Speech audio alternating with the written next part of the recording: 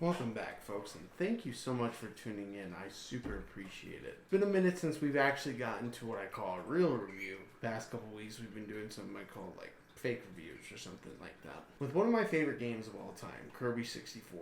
This game was developed for around 3 years and was actually going to see that Kirby be in 3D spaces, but ultimately, after a few decisions made, Kirby was switched to 2.5D.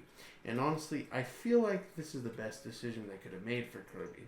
I mean, I've seen a few different series that have branched out to the 3D elements of their different series, but never saw success. But let's see how good Kirby 64 is. Here's the review. Let's get started.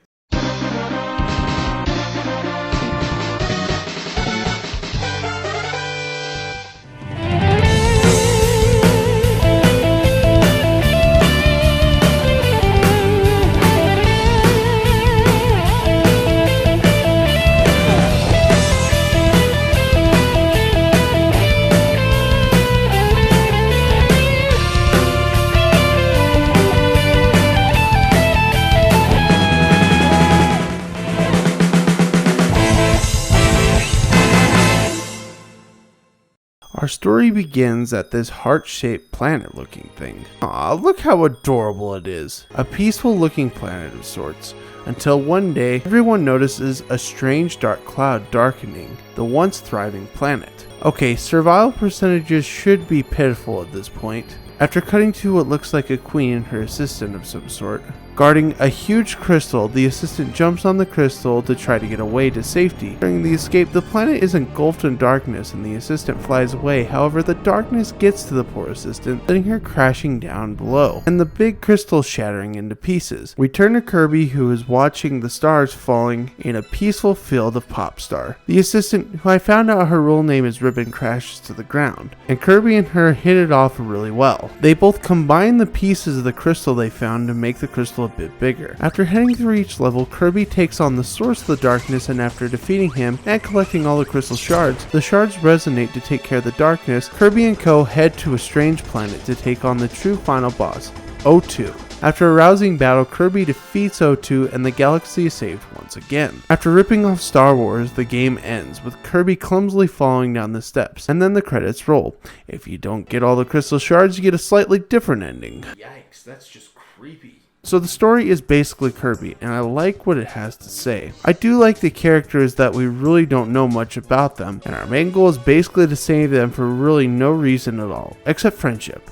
And if the Yu-Gi-Oh anime told me anything, friendship is everything. Well, the story is super simple and something that I expect out of a Kirby game.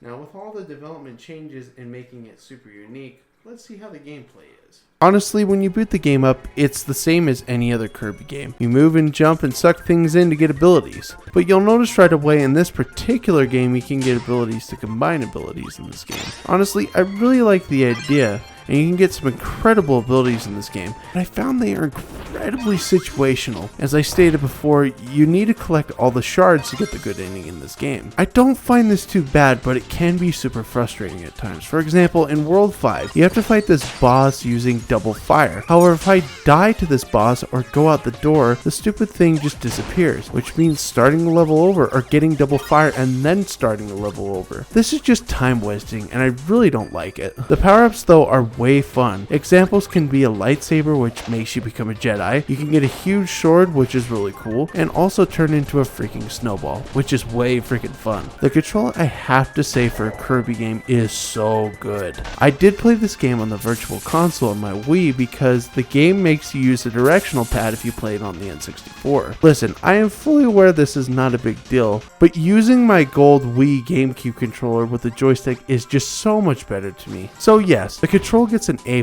in my book. Graphically speaking, the game is great here too. There was not too many times I was not impressed with how the game looked. In fact, this is a technically impressive game. It impressed me on how they were able to make this game look by means of not having to use the expansion pack. Sure, it came out in the summer of 2000, but still, the game looks super good for an N64 title. I could not help but be impressed by the music in this game as well. Oh my goodness, it is so freaking good. I could not help but be impressed. The music in this game is, oh my goodness, it is so freaking good. Holy cow, man, I love Kirby Superstar soundtrack, but to me, there is no comparison. Kirby 64 has the best soundtrack in the entire series.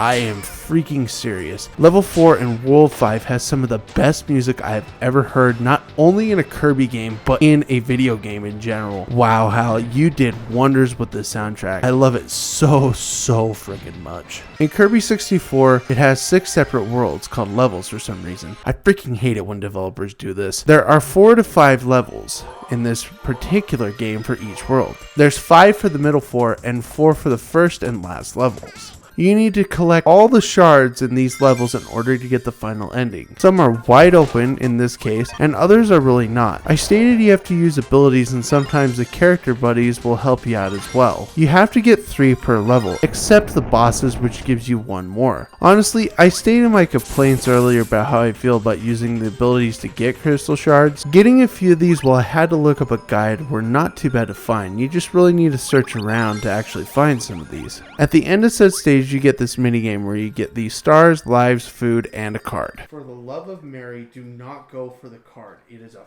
freaking waste of time. I usually get just food or a life. I really want to make it through the game. To me, it's not necessary to get every card. It's just for bragging rights. While I say this can add replayability, this is super synthetic, and don't fall for this tomfoolery. The final thing I want to talk about with Kirby 64 is the bosses. I love the design of each boss. It is set in 2.5D plane, but the way they have you do this makes it so freaking unique, and I love how they all play. They are all super freaking easy, including the final one. He just takes a bit longer to fight, but man, I love all the bosses. The best in this game is the robot you take on in World 5. Holy freaking cow, man, I love fighting this guy. He is so cool in not only his design, but also as a boss fight as well. His model is also super stunning, and I love this boss so much. Kirby 64 was really fun, but there has been a debate among fans. Is Kirby Superstar or Kirby 64 better? Let's see what my opinion actually pans out to be. I have to say, I really thought about this, and I was really torn on what I thought was the best game in the series. While I love Kirby Superstar, it really was kind of an easy adventure. You could blow by with no reason to 100% the game at all. Sure, games like Yoshi's Island did not have a purpose, and all you got was extra content, but to me, it made it way more worth it in comparison to Kirby Superstar. As for Kirby 64, because you have to collect the things to get the good ending in this game, makes me like it slightly more. Kirby 64 is a super polished N64 game. The graphics and music, along with the gameplay and story, really make this game super memorable. Kirby Superstar to me has a select few things that are memorable, but in comparison to Kirby 64, to me there's no contest, it's the better game. It has a better story, along with what I failed to mention is the buddies that help you out in this game. It also has better platforming, and is just better overall in design. Maybe I'm alone in my opinion, I just don't care. To me, this is the best game in the series, and it deserves its rightful place at the top of the Kirby series. Thanks for watching, folks, and I'll see you in the next episode.